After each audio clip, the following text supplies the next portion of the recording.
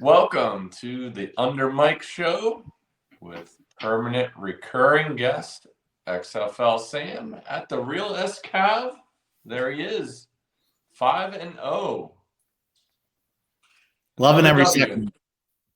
It's unbelievable. We are halfway to perfection. Can you imagine 10 for 10? I mean, that'd be something that you would, be able to tell the kids about. Yeah, I mean, I can't imagine it. I mean, it's like a perfect game in bowling. I'm halfway there, 10 frames. Yeah, I'm through the fifth. You definitely can relate it to that for sure. And if you're not following us, tailing us, I hope you're not fading me. I hope you're not fading me. Hammering these, yeah. I mean, I don't know what else to do. I mean, you're giving out winners, 5-0, XFL. 1-1. There hasn't been a whole lot of weather to speak of, and there doesn't look like, unfortunately, any this week as well. But you're picking them, and there you go. That's your no change. That's 25 and 10 plus 14 units, and then we got the Renegades last week. Oh, Arlington. I said I was like, I know we got. I took myself. Like I said last week, I had it +2 myself. We gave out +2.5, and it got to 3 in some places. This is like the third week where I've been better than, we've gotten the worst line, which I know people are like, closing line value. But if they're moving the line the wrong way because they don't know what the fuck's going on, it doesn't matter. So, you put it, you can't control what other people are going to bet. And I wanted to make sure I got at least +2 because of overtime. We talked about that. Renegades win it straight up. And the streak continues. I'm now 21-12 plus 12.95 units, only 1.05 units behind you. So if I win this week with a 1-unit play, we'll be in a virtual tie moving forward. So, you better hope there's some weather coming close. Up. It's getting close. So obviously this goes back since we started this. College football was still going on. We had the NFL rolling right along, and so our record goes back since we started this, and now we're in the XFL. So there's less weather opportunities. Sometimes we get 4 games a week. Sometimes we get 2. There are 2 dome teams, St. Louis and San Antonio. This week we have 4 chances at weather, but unfortunately it looks pretty good for every single game this week. So, and for us, that means pretty bad. Pretty bad. There's nothing that I get to go on here. Nothing I get to post. But again, we're not going to force anything there. If anything would change, I'll definitely keep an eye on it and update accordingly. But for right now, we're going to go with your pick or picks. Whatever you got there behind there, whatever you got. Do it. This week is tough, and I was talking with UnderMike here a little bit before the show that I think maybe the XFL odds makers, in my opinion, have finally caught up to me, which is their job too. I kind of have my own power rankings that are assigned points to each team, and it's kind of how I figure where I think the spread should be. And this week, I believe they were pretty much spot on outside of one game in my power rankings. And in that spot, it's a spot I really don't want to mess with. I'll tell you guys the game, and it could be worth a play, not one I'm going to put out. But the game is St. Louis, and so St. Louis. My numbers would have it a 5-point favorite, just giving you guys the information. And they're a 3-point favorite right now. However, I don't think I adjusted strong enough in my rankings for the fact that Luis Perez at quarterback for Vegas the last 2 weeks has been a huge upgrade, and their offense is really moving. So I think his should at least be worth a point. And I did not factor in at all. So that would have it pretty darn close. So that's one you could take a look at. St. Louis -3 at Vegas. I don't hate it. St. Louis is still a team I really like in this league, but Vegas's offense is starting to pick it up. Then you have Arlington home against San Antonio last week. That's the game we played. However, it was in San Antonio. Now Arlington is -3. Last week we were getting 2.5. Getting 2.5 to 3 or 2. Yeah, so that's five and a half points, and all we really did was flip home fields, which in my opinion aren't worth much in the XFL outside of St. Louis. So that's one where, again, if I had to pick a side, I would take Arlington again. San Antonio did try to make a quarterback switch, and it gave them a little bit of juice, but he got injured during the game. And so Jack Cohn is still their starter. Their backup is Jawan Pass, who played at Louisville, I believe. Nothing really there. So I would still probably lean Arlington there. And the other big game, the big Monday night game, is Houston. Should we take the weather outlook off? Or oh, yeah. Well, I'm just talking in general because I don't want to give my pick away until I say what it is. Oh, gotcha. I can remove the weather outlook. Yeah, so Houston at East. Icing just out of the container. Like I'm not that big of an icing fan. Is I think my problem. It's glorious. It's one of the best things I've ever tasted. Houston at DC. DC's -2.5. This is a big game. This is the two favorites to win it all right now. So I think both teams are coming fired up. That total's 42. That's a tough one for me there. I pass on that. The play we are going to end up running with is, and I know some people are going to be like, oh, you're just fading the terrible Orlando Guardians. Well, partially, yes, that's true. I am pretty bad. Partially fading the awful Guardians. We did win a bet, though, on the Guardians this year in their best effort of the season. So I'm pretty hip to when when I think a team's going to fire and when I'm not. So let's put it up here. The official pick. I put all three sports books. Last I saw, this number was available at all three. It's the Seattle Sea Dragons minus the 8.5. Okay. MGM, DK, FanDuel. That's my pick. Quickly, let me go into why. At least so. Yes, the Orlando Guardians are pathetic. They've gotten blown out in most games they've played. They really struggle against the pass, and they struggle a little bit against the run too. But Seattle has two incredible wide receivers. Josh Gordon, former NFL stud that got bounced out of the league for smoking weed. And they've got maybe the top DFS, or at least the most consistent DFS receiver in Pearson. So I really think, and I think these XFL guys, a lot of them, they're super hungry. They want to go, to the NFL. They want to put up numbers. I don't think they're going to be sitting on the lead. I think these guys want to show what they can do. Yeah. So I think this is a game where they're going to go into it thinking we can showcase, we can put up some numbers. So Seattle Sea Dragons minus 8.5 over awful Orlando. The Guardians, they keep messing around with switching around the quarterbacks. I've talked about this before in here. If they were smart, they would just stick with Paxton Lynch. He's not the greatest quarterback in the world, but he's better than what they have. And then them keep dicking around and pulling him and putting him back in hasn't helped anybody. So Seattle Sea Dragons is going to be the pick for 6. One for the thumb we go for. All right. So, that's the pick. I'll put up our giveaway update. We're trying to chug along here and meet our goals.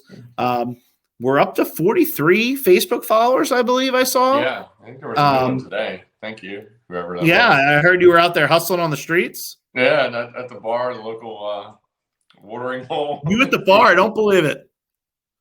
Wednesday at like 1 p.m. Believable. The guy came in talking about Gonzaga.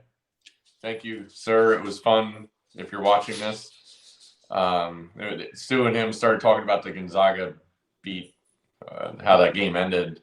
Yeah, that was great. And I was like, terrible. Hi, I'm UnderMike. Here's my phone. Here it is. Follow, like, subscribe. I threw my phone across the bar. Maybe I need you pounding the pavement out on the street. That'll, you're up to 47 Twitter followers. We got 43 Facebook, 15 YouTube. So we're we're marching along because we said as soon as we get to 50 Facebook or 50 YouTube subscribers, we're going to pick the $50 winner. So we're very close on the Facebook. I feel like that'll come in the next week. And I just now, while I'm recording this, retweeted the initial tweet of how to win. So again, you got to follow UnderMike on Twitter, retweet the tweet I just retweeted, and then either follow the show on Facebook or subscribe on YouTube. So you don't need to, both sub on YouTube and follow on Facebook. We're good with either one. We want you to do both. But that's what we're going to do. It's important to be on the YouTube subscription because when we release or when Mike releases the shorts that go up real quick with the picks, you'll get a push notification or you'll get hit up with that.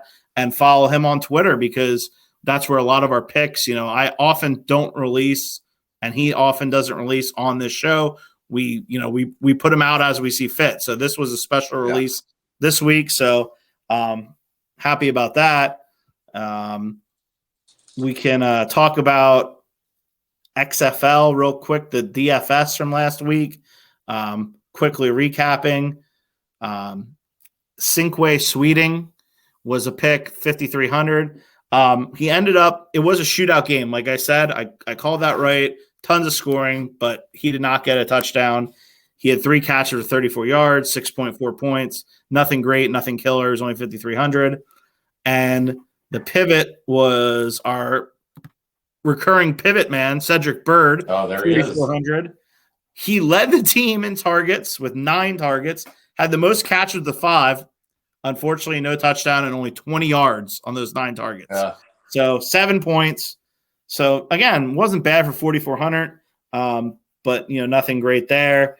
Who knows? He could go off. A bunch of the guys I've given out in this segment have gone off since I give them out, just not necessarily the week I give them out. Charleston Rambo was in consideration last week. He had a nice week. And Kirkland is probably going to be out for Houston. So Bird could step up or another guy, but that's just kind of the wrap up there. And I want to give you guys each a pick for this week. This week, DraftKings DFS lock. You just heard me talk about him. Josh Gordon, 10,500. Expensive. But you're going against that Orlando secondary that some people have ate them alive. And he had a huge game earlier this season against a weak defense. And had 6 catches, 118 yards, and 2 touchdowns. So I think we might be able to see something similar to him. And I'm hoping some people stay away because he only had 3.5 points the last game. So that's my lock. What can I say? He's an NFL Pro Bowl caliber receiver years back.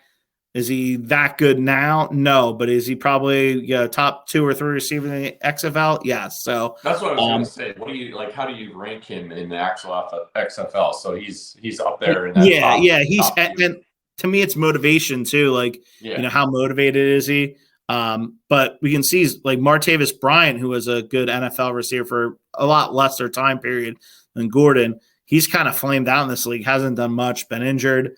And Gordon's teammate Pearson, who I mentioned earlier, he's over 11,000. He's 11,300 in salary, but he's been the most consistent receiver in the league in terms of fantasy. He's put up 21 points, 16, 16, 15, and 13, and that's with only 1 touchdown. So a lot of people are going to gravitate to him, and I wouldn't blame you. He's a solid play, but we're going to go with Gordon. And then the pivot play. Yes, I'm attacking this awful Orlando defense. Again, it's been the theme of the show. Darius Bradwell, this is a pivot play.